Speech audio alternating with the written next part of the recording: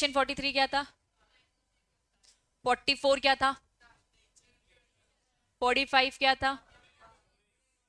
46 आता है share certificate. और अब जो आज का हमारा टॉपिक है वो क्या है? Share certificate. ठीक है।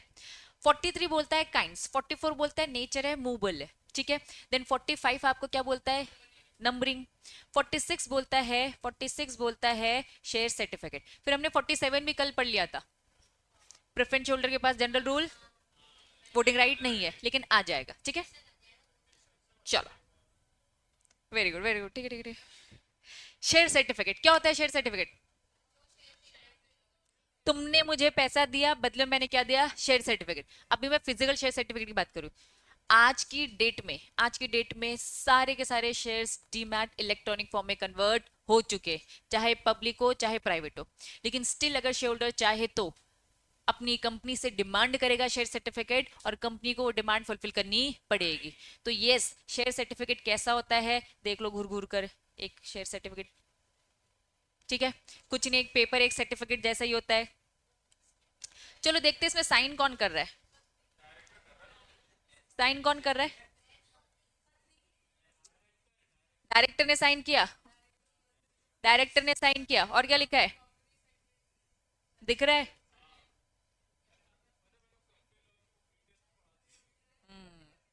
चलो, तो सीएस के भी साइन होते हैं, हाँ। फिजिकल अगर होगा तो ये सौभाग्य तुम्हें मिलेगा साइन करने का। ठीक है। हाँ,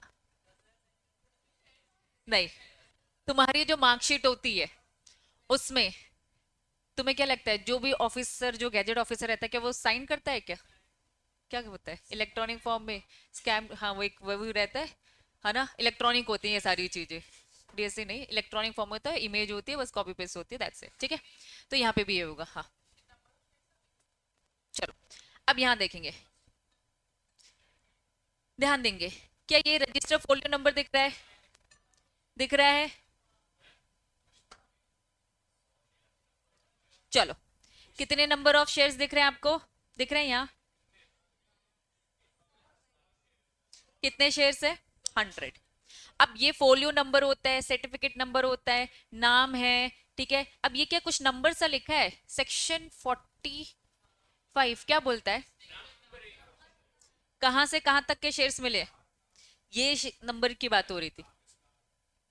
क्या 100 है? हो रहे 100? बस इसी 100 की बात कर रही थी मैं। इस तरीके से मिलता है। अगर मेरे पास 10,000 है तो एक से लेके 10,000, और उसके बाद वाले को क्या मिलेगा? 10,000 एक से चालू होगा। तो सेम ऐसे ही नंबरिंग होती है। इसे बोलते हैं कि हर किसी का एक नंबर। देखो, मुद्दा ये नहीं है, मुद्दा उसकी डिटेलिंग है। ठीक है, आओ यहाँ पर। चलो, शेयर सर्टिफिकेट समझ में आया? हाँ बेटा, तुम लोग तो यार एकदम ही महान बच्चे हो यार। चलो, वापस वापस। शेयर सर्टिफिकेट फिजिकल और इलेक्ट्रॉनिक। लेकिन अगर इलेक्ट्रॉनिक फॉर्म में है तो बच्चा कंपनीज एक्ट पीछे हो जाएगा और सेबी सामने आ जाएगा। जितनी भी कंपनी अगर लिस्टेड है तो लिस्टेड कंपनी को लेकर बातें सेबी करता है, सेबी डिसाइड करेगा कि लिस्टेड कंपनी का क्या रूल्स रेगुलेशन होगा। ठीक है, चलो, meaning of the share certificate. Share certificate ये क्या लिखा है? Prima facie evidence of the title of the person to such share. Very very very important, ये टर्म बार बार आएगा। क्या लिखा है? ठीक है, ये सब लैटिन टर्म है।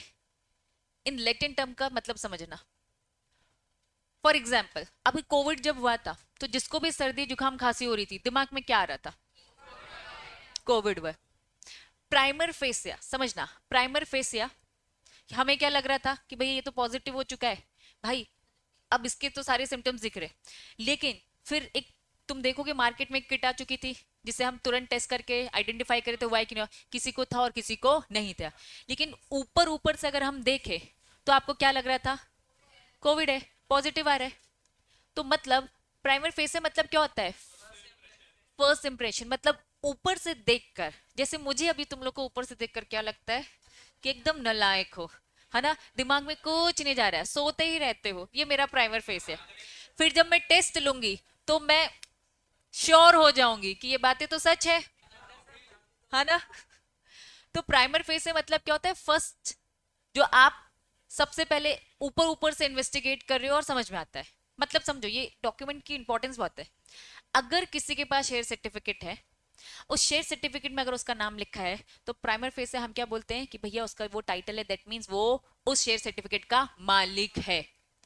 कल को अगर कंपनी की तरफ से कुछ भी गलती हो जाती है तो उसे अब झुटला नहीं सकते। अब डिटेल इन्वेस्टिगेशन में जो होगा वो बाद में देखा जाएगा, लेकिन प्राइमरी फेज से तो हम क्या मानेंगे कि वो शेयर सर्टिफिकेट क्या है, मालिक है। क्या ये शेयर सर्टिफिकेट समझ में आया? फिर उन्होंने लिखा है कौन साइन कर सकता है, अभी बताए कौन साइन कर सकता है। तीन बातें ध्यान रखेंगे, ठीक है। अगर कंपनी की कॉमन सील, ये कॉमन सील क्या होती है? लोहे वाली इंकलेस एक सील होती है, इंक नहीं रहती उसमें, जो नॉर्मल सील आपको दिख रही है। Very good. अब कॉमन सील, जो कॉमन सील अगर कंपनी की है कि नहीं है, ये क्या होता है बच्चा? ऑप्शन होता है। पहला जो पुराना एक्ट था वो कंपलसरी बोलता था, कंपनीज एक्ट 1956 बोलता था हर कंपनी की अपनी एक कॉमन सील होनी चाहिए, लेकिन फिर उसको मेंटेन करके रखना, उसे वो सारी फॉर्मेलिटीज करना, कंपनीज एक्ट 2013 बोलता है ऑप्शनल है। ये क्या बोलता है? ऑप्शनल है। मतलब अगर आपकी कंपनी को कॉमन सील रखना है तो रखो, अगर आपकी कंपनी कॉमन सील नहीं रखना चाहती तो मत रखो।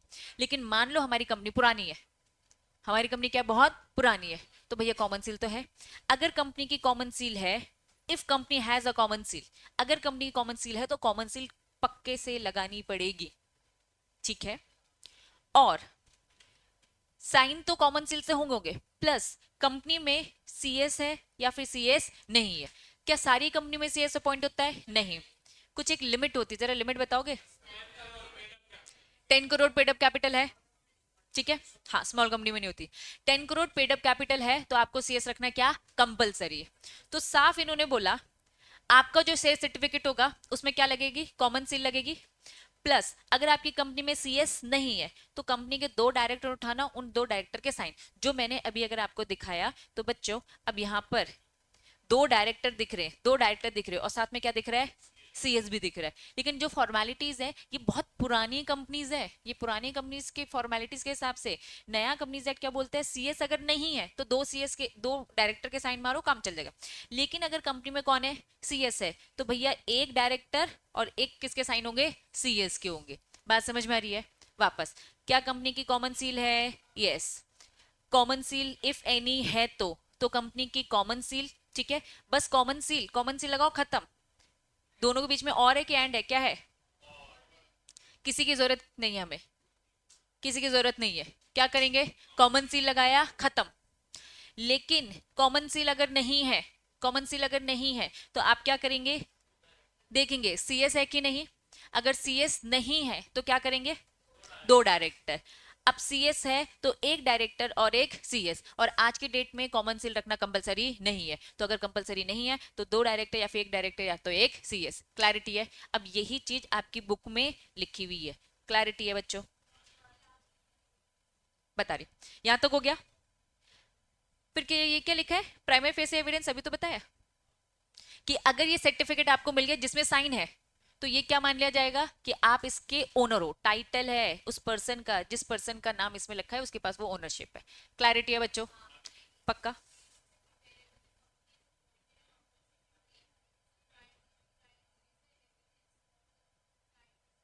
समझो, अब रीड करने का तरीका समझो बच्चों, आओ। एक डायरेक्टर साइन करेगा, एक सीएस साइन करेगा।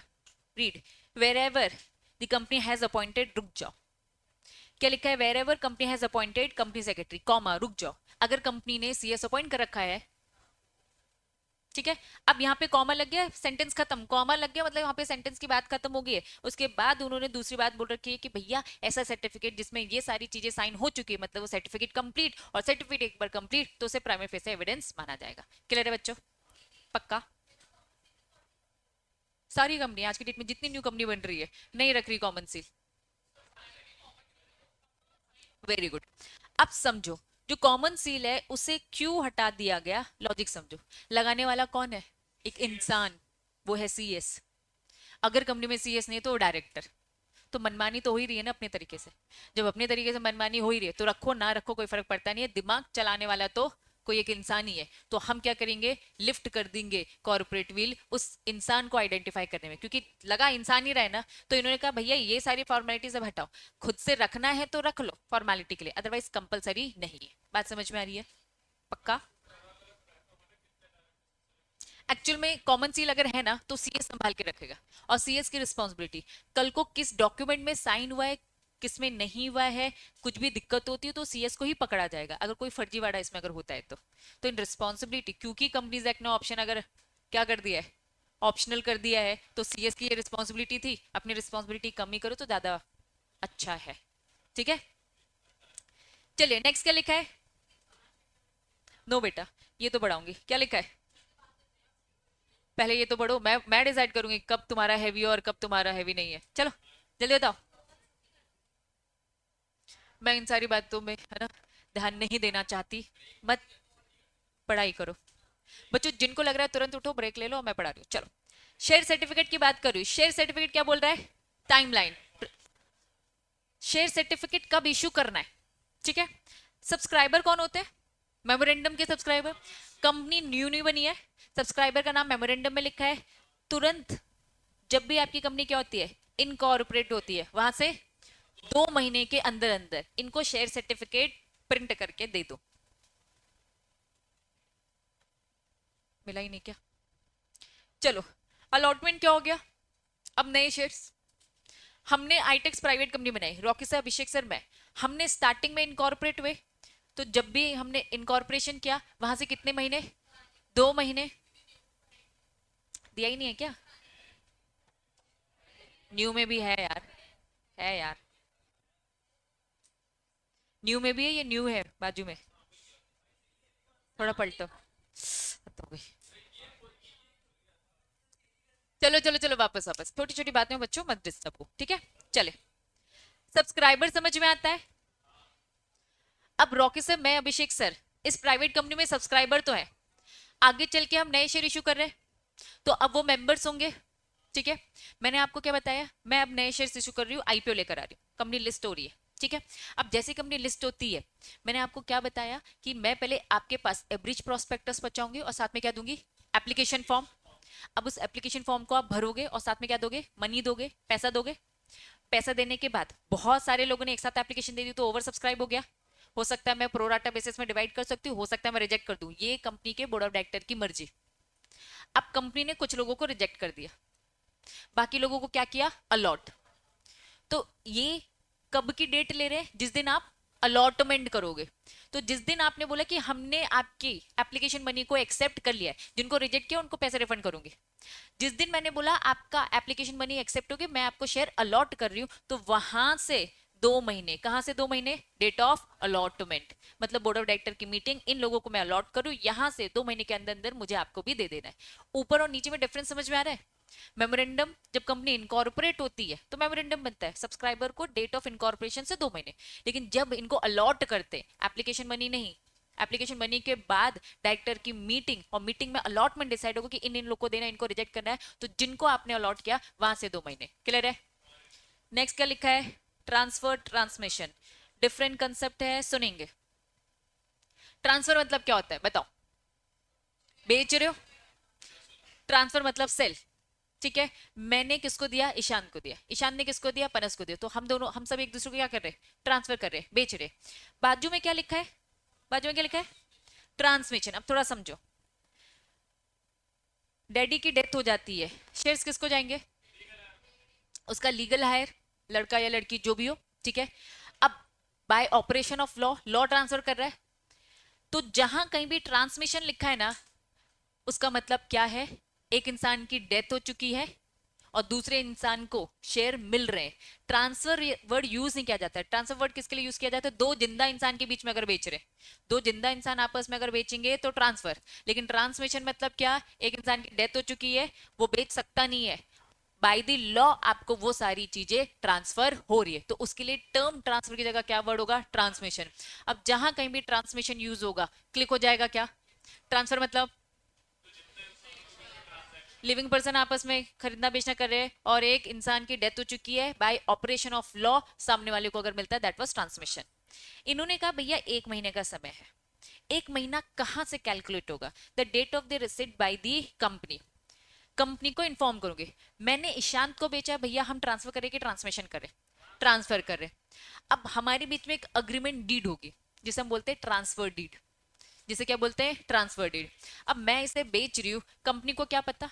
अगर मैं स्टॉक मार्केट के थ्रू बेच रही हूँ तो डिपॉजिट एनएसडीएल जाकर कंपनी को बता देगी। लेकिन अगर मैं प्राइवेटली बेच रही हूँ तो भाई हम दोनों के बीच में अग्रीमेंट हुआ है, हमारी रिस्पॉन्सिबिलिटी किसे बताने की? कंपनी को। तो कंपनी क्या बोल रहा है?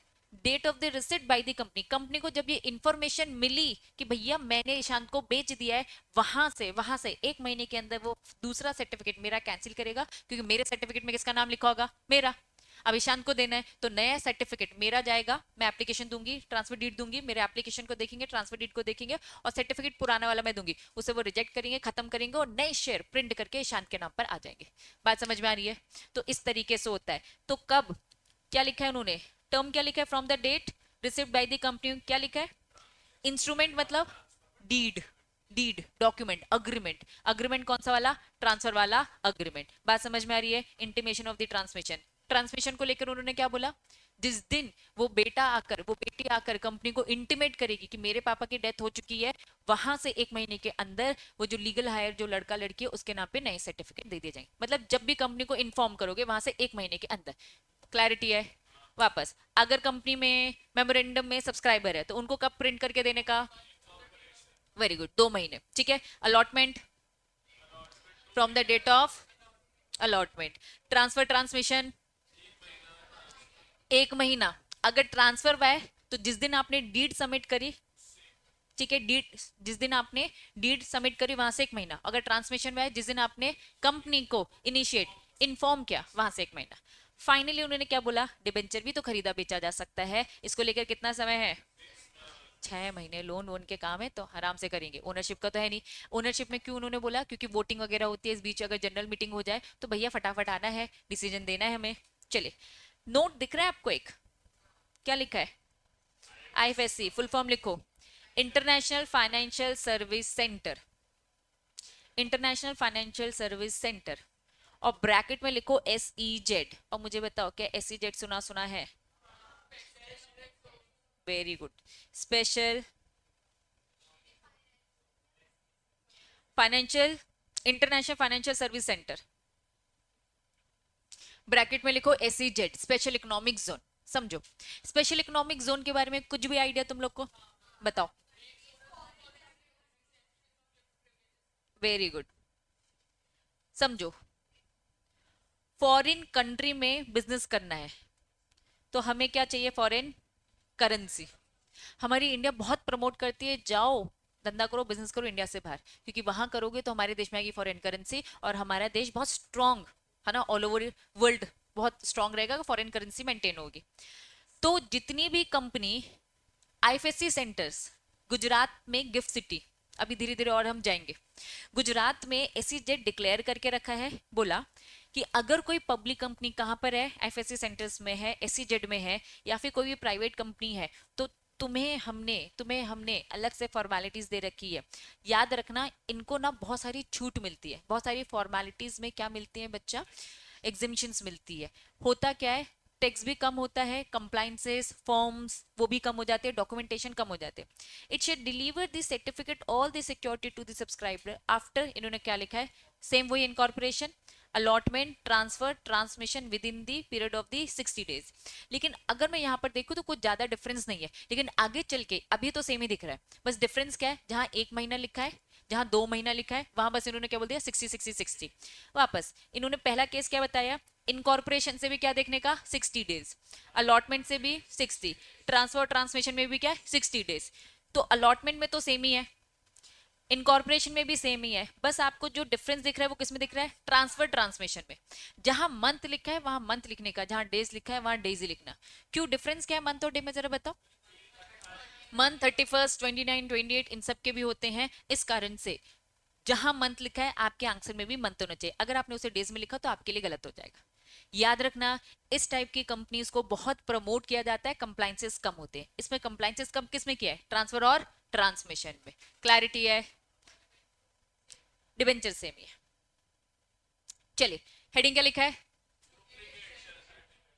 अब शेयर सर्टिफिकेट डुप्लीकेट, सर्टिफिकेट रखा रखा है ना, केयरलेस तो है ही हम, खराब हो गया, और कहो चूहे ने भी थोड़ा सा कुतर दिया भैया, खराब हो गया। तो साफ इन्होंने ये लिखा है, क्या कंपनी, क्या कंपनी आपको, कंपनी को आप एप्लीकेशन दोगे और अपना पुराना वो फटा पुराना क्या दोगे, सर्टिफिकेट दे दोगे, तो कंपनी यस आपको नए सर्टिफिकेट इशू कर सकती है, लेकिन अपनी तरफ से सारी चीजें क्रॉस चेक कर लेगी। डुप्लीक हाँ बेटा, हाँ इलेक्ट्रॉनिक हो गया तो ये बात आएगी ही नहीं, लेकिन आप चाहो तो बच्चों, क्या पैसे सब इलेक्ट्रॉनिक फॉर्म में कन्वर्ट हो चुके हैं, क्या स्टिल आप कैश नहीं रख रहे हो, और अगर वो खराब फटे पुराने हो जाते तो क्या बैंक में जाके चेंज कर सकते हो, सेम यही है, हाँ सेम यही है। ठीक है, तो यहां बोल रहा है सर्टिफिकेट जो है मे इश्यूड, नए सर्टिफिकेट डुप्लीकेट सर्टिफिकेट इश्यू हो जाएंगे, साफ साफ उन्होंने ये बातें लिखी है, अगर वो पुराने हो चुके, डिफेस हो चुके, खराब हो चुके, थोड़े से टोन है ना कुतर दिया सब, जो भी वॉट एवर सिचुएशन है, इन सिचुएशन में यस डुप्लीकेट सर्टिफिकेट कंपनी चाहे तो इशू कर सकती है। FIR अप्रूव दोगे ना कि क्या हुआ, तो पूरी सिचुएशन बताओगे, आपको पूरी अपनी तरफ से बेस्ट प्रूफ देने, कंपनी अपनी तरफ से इन्वेस्टिगेट करेगी, क्योंकि आप पुराने फिर वो कैंसिल हो जाएंगे, हो सकता है कि आप जाली करो, फ्रॉड करो, नकली करे, ठीक है, तो क्या होता है, कंपनी इन्वेस्टिगेट करेगी और आपसे एक्स्ट्रा पैसा, एक्स्ट्रा पैसे आपसे चार्ज करेंगी सर्टिफिकेट प्रिंट करने का, जो बहुत ज्यादा नहीं होता, अगर तुम देखोगे तो उन्होंने पैसे लिखे हैं जो 50 रुपए से ज्यादा नहीं होगा, लिखा है, क्या लिखा है, कंपनी आपसे लेगी और ज्यादा पैसे नहीं लेगी, साफ इन्होंने लिखा है। दोनों में थोड़ा डिफरेंस देखो, अगर ओरिजिनल सेल सर्टिफिकेट है तो रूल 5 में बता के रखा है कैसे देने का, और डुप्लीकेट है तो कौन सा देखेंगे, रूल 6। इन्होंने बोला कि ये कब आपको इश्यू किया जाता है, अलॉटमेंट, और ये क्या कह रहे हैं, आप डुप्लीकेट मांग रहे तो रिन्यू करना चाह रहे हो तो पुराने फटे पुराने पहले क्या कर दो, सरेंडर कर दो। इन्होंने कहा भैया नए में थोड़ी ना कोई फीस लेंगे, लेकिन हाँ इसमें फीस लेंगे, लेकिन फीस 50 रुपए से ज्यादा नहीं होनी चाहिए। टाइमलाइन ये ऊपर जो अभी हमने पढ़ा, 2 महीना 1 महीना ओरिजिनल को लेकर, इन्होंने कहा कि अगर आप एक लिस्टेड कंपनी हो तो लिस्टेड कंपनी में टाइम 45 डेज, अगर आप अनलिस्टेड कंपनी हो तो डुप्लीकेट को बोला हम आराम से 3 महीने में देंगे from the date of submission of the document, क्योंकि हम चेक कर रहे हैं कि आप कितना सही और कितना झूठ बोल रहे हो। ऊपर एक कंसेप्ट है, हेडिंग क्या लिखा है, शेयर सर्टिफिकेट क्या हो रहा है, क्या होता है स्प्लिट, 100 रुपए का शेयर है तो मैंने उसे क्या कर दिया, 10 × 10, 10 10 रुपए के 10 सर्टिफिकेट बना लिए। क्यों ऐसा इंसान कर रहा है, ताकि उसका बेचना आसान हो जाए, और अगर उसे गिरवी रखना है, कहीं मॉर्गेज में रखना है, उसके बदले में लोन उठाना है, तो वो भी करना आसान हो जाए। तो इंसान अपने पर्सनल रीजंस के कारण स्प्लिट करवा सकती है, बस वो क्या करेगी, एप्लीकेशन देगी, उसके लिए डुप्लीकेट शेयर सर्टिफिकेट इशू किया जाएगा। बात समझ में आ रही है,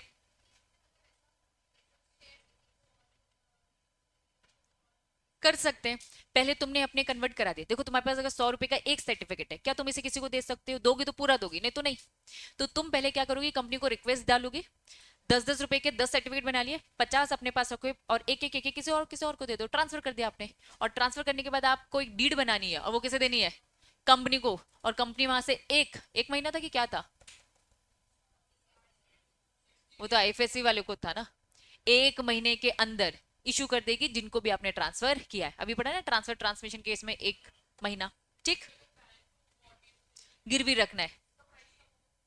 अब वो बैंक का रिस्क, फॉर एग्जाम्पल समझो, बैंक ने इस प्रॉपर्टी को गिरवी रखा, मार्केट में प्रॉपर्टी रेट बढ़ते ही बढ़ते, ठीक है ना, शेयर की प्राइस कम होते हैं, तो बैंक ने ऐसा रिस्क लिया ही क्यों, वो अच्छी कंपनी के ही शेयर अगर गिरवी रखोगे तो बैंक लोन देगा, नहीं तो बैंक बोलेगा मुझे नहीं लेना क्योंकि तुम एक सड़ी कंपनी के शेयर गिरवी रख रहे हो। तो ये बैंक का रिस्क होता है, बैंक डिसाइड करेगा उसे ऐसे गिरवी रखे हुए प्रोडक्ट में लोन देना है कि नहीं देना, ठीक है। चलो और भी था, फॉर्म क्या लिखा है, रिकॉर्ड मेंटेन, समझना, कंपनी कंपनी के 2 रजिस्टर मेंटेन हो रहे हैं अब। एक रजिस्टर क्या था, रजिस्टर ऑफ मेंबर, जिसमें क्या लिखा होगा, मेंबर का नाम, जिसके पास ओरिजिनल शेयर है। कंपनी ने कहा भैया एक और रजिस्टर मेंटेन करो, जिसमें जिस जिस शेयर होल्डर को डुप्लीकेट शेयर सर्टिफिकेट इशू किए उसका भी नाम अलग से लिखा जाएगा। क्यों, कल को हो सकता है कंपनी का फर्जीवाड़ा होता है, फर्जीवाड़ा किया मैंने अपने नाम पे कर दिया और एक और सर्टिफिकेट किसी और के नाम पर है, तो 2 2 सर्टिफिकेट लेकर घूम रहे। तो अब कंपनी के पास अलग से रजिस्टर रखा है जिसमें ये रखा रहेगा कि भाई इस बंदे के नाम पे 2-3 सर्टिफिकेट इश्यू हो चुके हैं, तो प्लीज एक बार इन सर्टिफिकेट को देखने से पहले क्रॉस चेक कर लेना, क्योंकि मार्केट में शायद 2-3 डुप्लीकेट्स घूम रहे हैं। तो बस अलग से रजिस्टर मेंटेन करो ताकि एक बार में आइडेंटिफाई हो जाए कि किस किस के लिए डुप्लीकेट शेयर सर्टिफिकेट इश्यू किया है। ठीक है।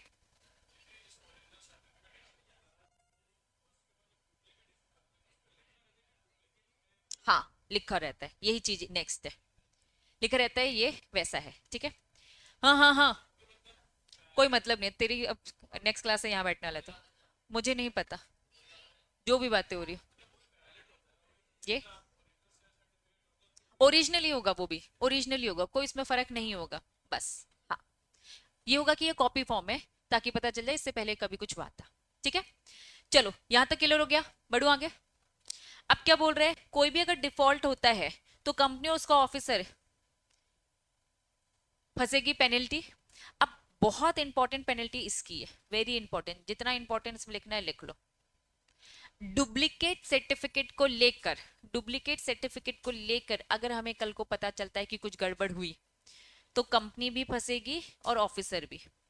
कंपनी को क्या बोला, मिनिमम 5 और मैक्सिमम 10 टाइम्स फेस वैल्यू। मान लो फेस वैल्यू 100 है, फेस वैल्यू 10 है, जो भी वॉट एवर है, ठीक है, फेस वैल्यू क्या है 10 है, ऑफ द शेयर्स। उसका अब केस आया मेरे पास, मैं जज हूं, मैं एनसीएलटी में बैठा जज हूं, तो मुझे अगर लगेगा तो मैं मैक्सिमम कितनी फाइन लगा सकती हूँ, 10, मतलब मल्टीप्लाई बाय मैं क्या कर दूंगी 10। अब एक शेयर की वैल्यू 10 बोली, हो सकता है मेरे पास 1 लाख हो, 1 करोड़ हो, वट एवर, उसको मल्टीप्लाई बाय 10 करूंगी, इतना आपको फाइन लगेगा। या फिर क्या लिखा है, विच एवर इज, इसका मतलब तो डुप्लीकेट सर्टिफिकेट को लेकर गड़बड़ मत करना। ये तो थी कंपनी। देखो अक्सर जितनी भी पेनल्टीज होती है मैं वो नहीं पढ़ाऊंगी, पेनल्टी आपको खुद पढ़ने खुद याद करनी, लेकिन जो इंपॉर्टेंट पेनल्टीज है वो मैं पढ़ाऊंगी, जिसमें से ये इंपॉर्टेंट पेनल्टीज में आता है। इंपॉर्टेंट मतलब एग्जाम में आने के बहुत सारे चांसेस होते हैं और बहुत क्रूशियल होते हैं वो। ठीक है। ऑफिसर, कौन ऑफिसर, कंपनी का सीएस भी डुप्लीकेट सर्टिफिकेट भी इन्वॉल्व हो सकता है। सेक्शन क्या लिखा है, याद रखना, सेक्शन 447 बहुत खतरनाक पनिशमेंट देता है। वो खतरनाक पनिशमेंट क्या है, इम्प्रिजमेंट। क्या होता है इम्प्रिजमेंट, मिनिमम 6 और बढ़कर कितनी 10 साल तक की जेल की सजा हो सकती है अगर डुप्लीकेट सर्टिफिकेट में कुछ भी फ्रॉड पाया गया तो, क्योंकि ओनरशिप है ये। पहले वाले में भी ओनरशिप है, लेकिन फर्स्ट वाले में हमने आपको ओरिजिनल दे दिया, अब आपने क्या किया, इसको जानबूझकर फ्रॉड किया, मैनिपुलेट किया और कंपनी से क्या निकलवाया, डुप्लीकेट। तो ये ज्यादा बड़ा, मतलब आप कितने टाइम से प्लान करो, पहले ओरिजिनल लेंगे फिर ये करेंगे, तो मतलब स्ट्रिक्ट इसीलिए किया ताकि ये ना हो बस ये, लेकिन करने को तो हर कोई करता ही है। शेयर होल्डर की कोई, ये वही पर्सन है जो ये सब कर रहे हैं। अगर कंपनी ने कुछ फर्जीवाड़ा किया, जानबूझकर कंपनी ये सब किया, तो ऑफिसर मेंबर, मेंबर भी फंसेगा अगर मेंबर इस सब में इन्वॉल्व होता है तो। कुछ पूछ रहे थे बच्चा, लाइफ इम्प्रिजमेंट, लाइफ बोल दिया ना, उम्र कैद नहीं, उम्र कैद मतलब जब तक आपकी उम्र है तब तक आप कैद है। अब तुमने मूवीज में देखा होगा, कोई बहुत अच्छा काम करता है तो उसकी सजा माफ कर दी जाती है, तो उम्र कैद में उम्र खत्म होने से पहले आ जाता है, अदरवाइज उम्र कैद मतलब उम्र कैद। बहुत सारे एक्सेप्शंस होते हैं, बहुत सारे एक्सेप्शंस होते हैं, रिड्यूस हो जाता है, आपका काम अच्छा लगा या फिर किसी स्कीम में आप निकल आते हो, तो वो बहुत सारे टर्म्स एंड कंडीशन अलग होते हैं। कुछ आती है कि आज 26 जनवरी है तो कुछ 4-5 लोगों को आज ये किया जाएगा ऑन द बेसिस ऑफ उनकी वर्किंग, कुछ अच्छे काम किए, कुछ देश के लिए अच्छा हो रहा है, जो भी वट एवर, ऐसे जो मूवीज में देखते हैं वो सच है, वो एज पर लॉ सही है। चलो अब हेडिंग देखो क्या लिखा है, अब ये नहीं पढ़ा रही हूँ, बस हेडिंग पढ़ो क्या लिखा है।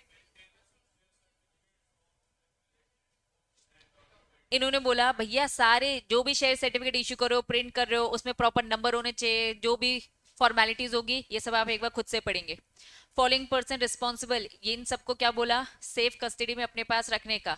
अब कौन पर्सन रिस्पॉन्सिबल है, डायरेक्टर, उनकी कमिटीज, सीएस, अगर सीएस नहीं है तो भैया अदरवाइज सीएस, तो ये सारी फॉर्मेलिटीज है, ये एक बार वन रीड करेंगे। बस ये लास्ट वाला पढ़ा रही हूँ, क्या लिखा है, all the books mention above shall be preserve good order not less than, कितना लिखा है 30 साल तक मेंटेन करने का, लेकिन कहीं समझ नहीं आ रहा है कितने साल तक मेंटेन करना है, तो उन्होंने साफ बोल दिया भैया सुनो, हमेशा मेंटेन करो। कुछ इंपॉर्टेंट चीजें होंगी, जैसे कि इन्होंने कहा कुछ डिस्प्यूटेड केस है, for example duplicate share certificate disputed case है, तो इन्होंने बोला कि ऐसे जो रजिस्टर है उनको आपको हमेशा परमानेंट, जब तक कंपनी है तब तक आप इसे संभाल के रखोगे, कंपनी खत्म, वाइंड अप, डिसॉल्व, तो फिर आप मत करो। दो टाइप के डॉक्यूमेंट देखोगे, दो टाइप के रिकॉर्ड देखोगे, एक होगा परमानेंट और एक होगा आपका टेम्परेरी। टेम्परेरी 8 ईयर्स के लिए होता है। कुछ डॉक्यूमेंट होंगे जो 8 साल तक के लिए आपको मेंटेन करने, लेकिन यहाँ पे 8 साल तक की बात नहीं हो रही, यहाँ पे किसकी बात हो रही है? परमानेंट। अगर डिस्प्यूटेड केस है तो परमानेंट, कभी भी हम उठाकर है ना बैक डेट से डेटा देख सकते हैं, हमें ये चाहिए क्योंकि सबूत है ना।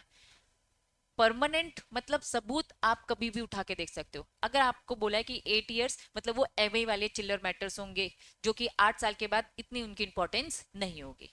क्लियर है बच्चा? अब यहाँ अलग अलग केसेस है, इन सब का केस का एक ही मीनिंग है। अगर आपके नाम पर शेयर सर्टिफिकेट है, दैट मीन्स वो क्या है? प्राइमर फेस एविडेंस है, डॉक्यूमेंट्री एविडेंस है, company can not dispute amount mention certificate. अगर उसमें लिखा है 100 रुपए का शेयर हो, मैंने 100 रुपए पे कर दिया, अब कंपनी ने ही गलती से क्यों ना लिख दिया हो, प्राइमर फेसिया क्या है कि हमने तो पे कर दिया है, कंपनी अब अलग से मांग नहीं सकती। यस बच्चा, ऐसा होता है। कंपनी को बहुत सोच समझ के ओरिजिनल शेयर सर्टिफिकेट इशू करना चाहिए। लिख दिया ना कि 100 रुपए पे, अब मांगो, उसमें तो लिखा है, देखो प्रूफ है, मैं कोर्ट में क्या दिखाऊंगी? प्रूफ, कैश लिया है, बोल दूंगी। तो इन्होंने कहा भैया हम तो ये देखेंगे, अब इन्वेस्टिगेशन में कहीं फर्जीवाड़ा करते हुए पाएंगे तो बात अलग है, प्राइमर फेसिया तो भैया आप केस जीत रहे हो। क्लियर है?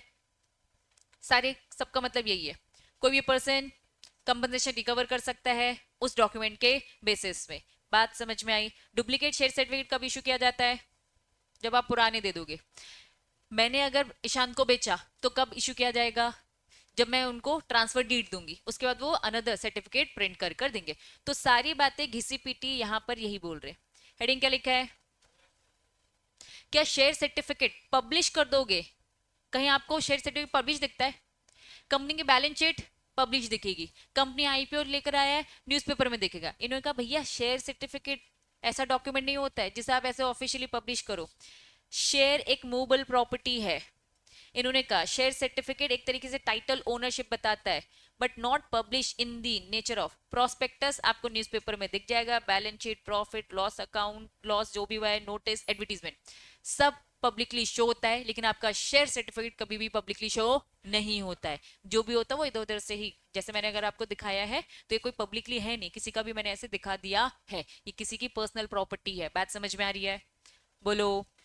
अगर शेयर सर्टिफिकेट है, इसका लीगल इफेक्ट, मैंने अभी आपको क्या बोला? अगर शेयर सर्टिफिकेट आपके पास है इसका मतलब क्या? आप उसके ओनर हो, ये डॉक्यूमेंट प्रूफ है। साफ इन्होंने बोला शेयर सर्टिफिकेट एक बार इशू कर दिया कंपनी ने तो कंपनी क्या हो जाएगी? बाइंड हो जाएगी। मतलब बाउंड है, किससे बाउंड है? दो चीजों से। ओनरशिप किसकी है? शेयर होल्डर की।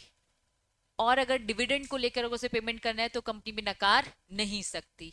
सीधी सी बात, दो बातें, एक टाइटल और एक पेमेंट। टाइटल मतलब क्या? कंपनी हमेशा ये मानेगी कि शेयर होल्डर ओनर है।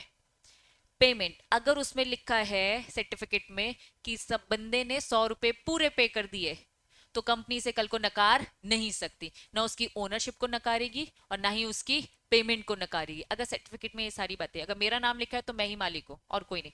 अगर उसमें लिखा है 100% पूरा पे हो रखा है तो यस, कंपनी से कहीं नकार नहीं सकती।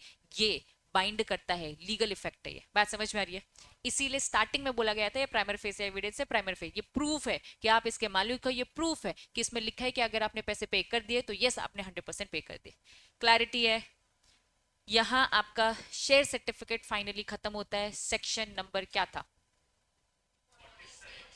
46। ठीक है, ये छोटू सा 57 है, पढ़कर आएंगे। इसका मीनिंग बस बता रही हूँ। पर्सोनेशन मतलब क्या होता है? पर्सोनेट करना मतलब क्या? मैं अपने आप को एक ऐसा पर्सन शो कर रही हूँ जो मैं एक्चुअल में हूं नहीं, फेक पर्सन। शेयर सर्टिफिकेट लेकर अक्सर ऐसा कर सकते हैं आज की डेट में, फिर भी थोड़ा सा इलेक्ट्रॉनिक वे में थंब इम्प्रेशन सबसे आइडेंटिफाई करना हो गया है। मान लो पहले थंब इम्प्रेशन नहीं होता था तो क्या करते थे? शक्ल तो थोड़ी ना जानते हो, मैंने किसी बंदे का नाम बोला, क्या शक्ल जानते हो उसका? पर्सोनेट मतलब क्या, आप क्या कर रहे हो? प्रिटेंड कर रहे हो कि मैं इस शेयर का मालिक हूं, जो कि आप एक्चुअल में नहीं हो। अगर ऐसे करते हुए पाए जाते हो तो पनिशमेंट मिलेगी जेल की सजा, जो 1 से 3 साल हो सकती है, और फाइन लगेगा 1 से 5 लाख तक का। दैट्स इट, बस ये छोटू सा सेक्शन था। क्लैरिटी है? चलो, तो आज हमने दो ही सेक्शन पढ़े, सेक्शन 46 और 57। 46 बहुत लेंथी था। 46 बोलता क्या है? Share certificate. स्टार्ट हमने क्या, शेयर सर्टिफिकेट का मीनिंग, मीनिंग क्या है? Primer fascia, title, evidence. फिर हमने पढ़ा इसमें साइन कौन करता है, या तो कॉमन सील बस, या तो दो डायरेक्टर, और अगर सीएस है तो एक डायरेक्टर और एक सीएस। फिर उसके बाद हमने टाइमलाइन पढ़ी। टाइमलाइन में क्या पढ़ा?